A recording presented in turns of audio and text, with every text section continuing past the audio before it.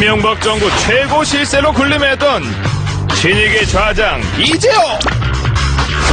대우나 전도사로 MB정부 탄생에 혁혁한 공을 세웠던 그가 대헌전도사가 되어 돌아왔다. 박근혜 후보의 4년 중임제는 장기 집권에 불과하다면서 분권형 대통령제 공약을 촉구하고 나선 이재호 의원. 연일 박근혜 후보에게 각을 세우며 선대위 참여 요청을 거부하고 있는 그의 진짜 속마음은 무엇일까? 대선까지 이제 남은 시간은 35일. 킹메이커 이재호는 과연 박근혜와 한지붕 한가족이 될 수 있을 것인가? 새로운 정치 세력을 꿈꾸는 왕의 남자 이재호 의원을 지금 바로 만나보자.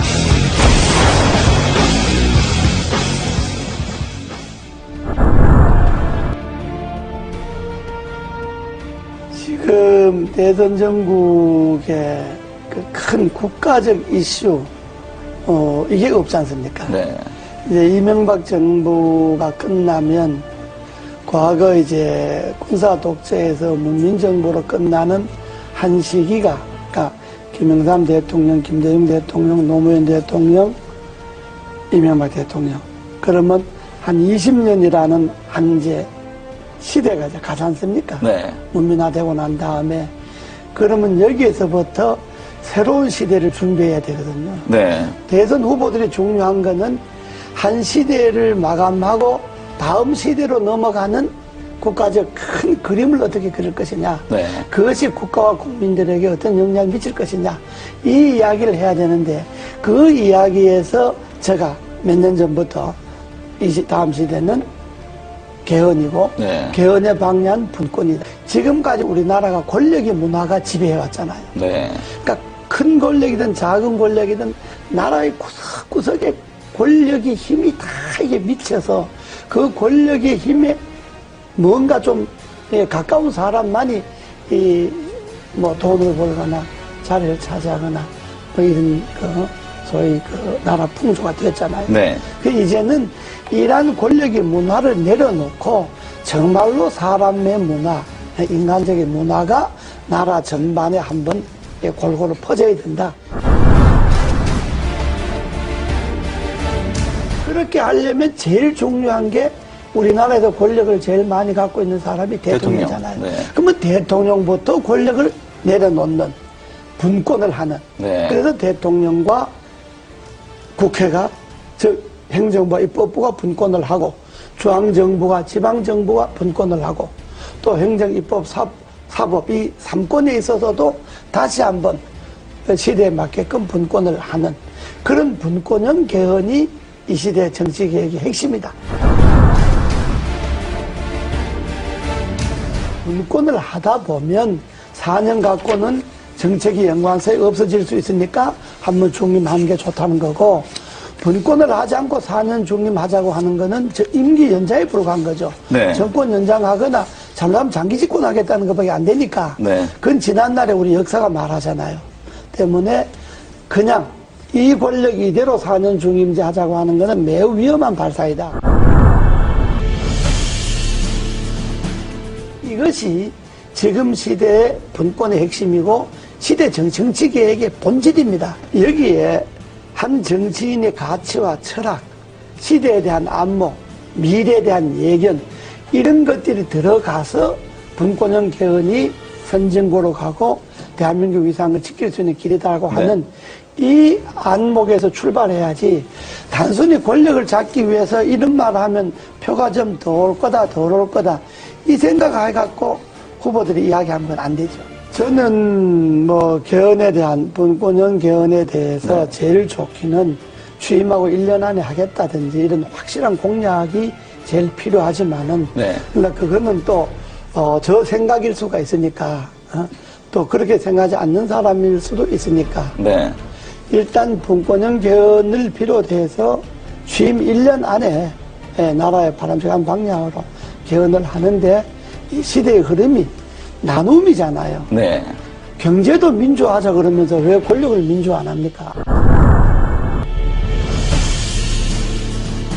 지금 의원들이 분권형 개헌 추진 국회의원 모임을 네. 하나 만들려고 여러 의원, 여야 의원들이 만들자고 제안이 많이 들어와서 네. 아마 곧 거기 옮겨질 거예요. 하나의 또 세력 개헌 행보의 종착점은 개헌이고요. 네. 분권형 개헌이 되게 하는 네. 게 종착점이고, 되면 저는 제가 주장하고 생각했던 것이 되면 그걸로 이제 정치인의 역할을 다 하는 거고, 네. 다만 정치인들에게만 맡겨서는 정치인들이 개인의 이해관계에 따라서 개헌을 생각하니까 국민들이 힘을 모아서 이 시대의 요구인 분권형 개헌을 하도록 하자. 네. 그래서 전국에 이제 한 4,000명 정도 모여서 창립대회를 했죠, 국민연합. 네.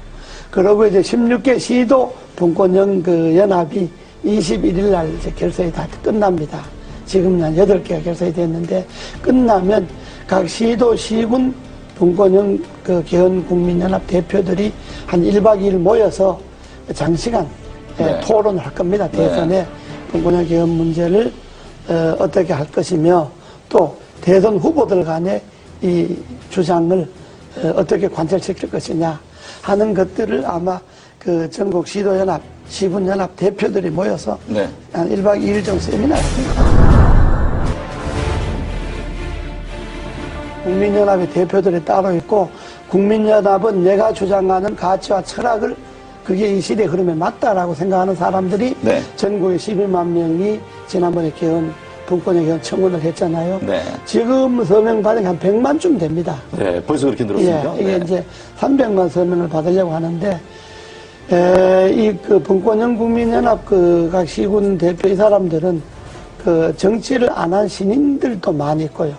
정치권에 있었던 사람들도 있고. 네. 그러니까 정말로, 이 분권이 맞다. 시대 흐름의 분권이 맞다라고 생각하는 일반 국민들이 참여를 해서 12만 명 쉽게 네. 발견해 서명해서 우리가 개헌 국회 청원 나오고. 그렇다면, 일반적인 그런 제야단체, 연합, 이런 정치단체가 아니고, 네. 하나의 가치를 두고 뭉친 그러니까요. 그런 시민들, 국민들 그러니까 정파를 모임이기 떠나서 때문에 가치 제안으로 하겠다는 그렇습니다. 말입니까? 모임이기 때문에 그거는 지금 발기인으로 개헌 청원한 것만 해도 12만 명이고, 지금 거기에 가두 서명을 한 사람만 해도 100만 명이 100만 명. 넘으니까 아마 국민연합의 결정이 어느 정도 효과가 있을는지는 아직 모르겠습니다만은, 그러나 대선 전국에 간과해서는 안 될 거예요.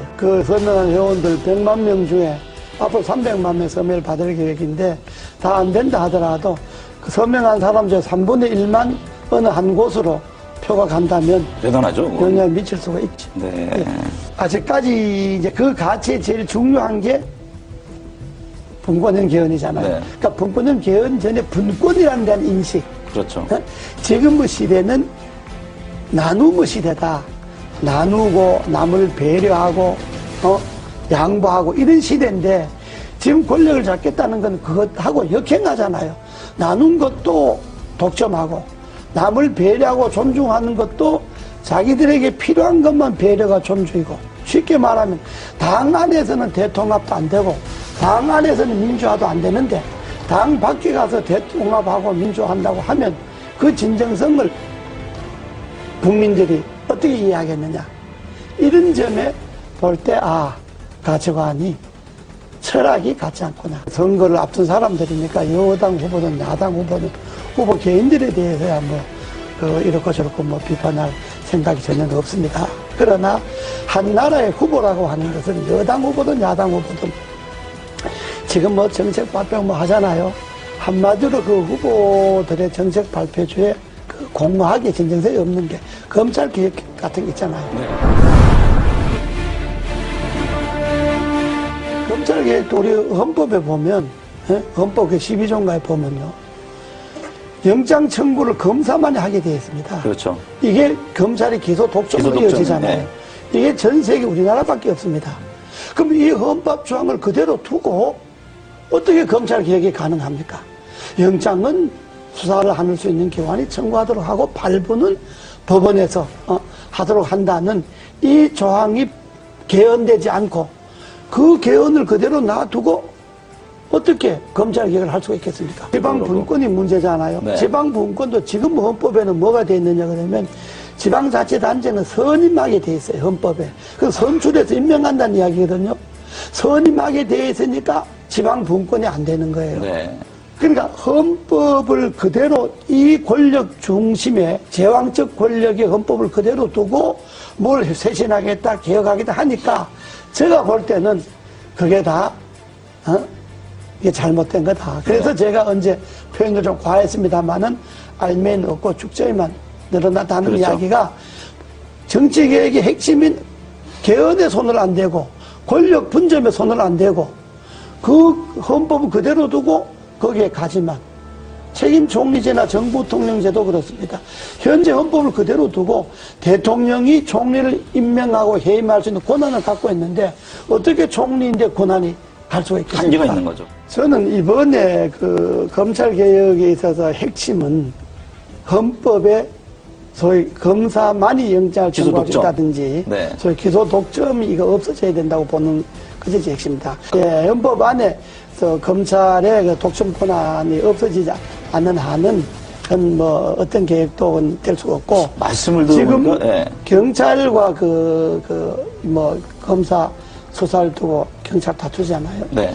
저는 검찰이 자기 식구가 부패와 부정이 있어서 수사를 경찰이 먼저 하겠다 그러면 경찰이 하는 걸 보고 경찰이 수사를 잘 못했다든지 기소를 하려고 경찰에서 넘어온 것을 조사해 보니까 부정한 게 많다든지 이럴 때 검찰이 나서서 조사한다는 옳은데 경찰이 조사한다는 건데 그걸 마치 뺏어가서 검찰이 자기 식구 조사하겠다 그러면 국민들이 그다 자기 지금까지 관행으로 봐서 검찰이 검사 조사한다는 것에 대해서 진정성을 믿겠습니까?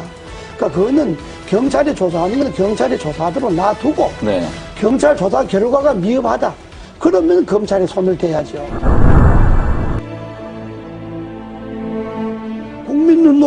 국민이 눈높이에 자기를 맞춰서 정치를 해야 되는데 되게 정치한 사람들 자기 눈높이에 국민을 보고 그렇다면 국민이 동의가 있으면 이제 헌법도 무슨 뭐 국민의 동의가 있어서 개헌한다. 아니 당연히 국민이 뭐 안을 내야 동의를 하든지 반대하든지 하죠. 네. 국민들이 무슨 분권을 하라든지 뭘 하라든지 안을 국민들이 냅니까?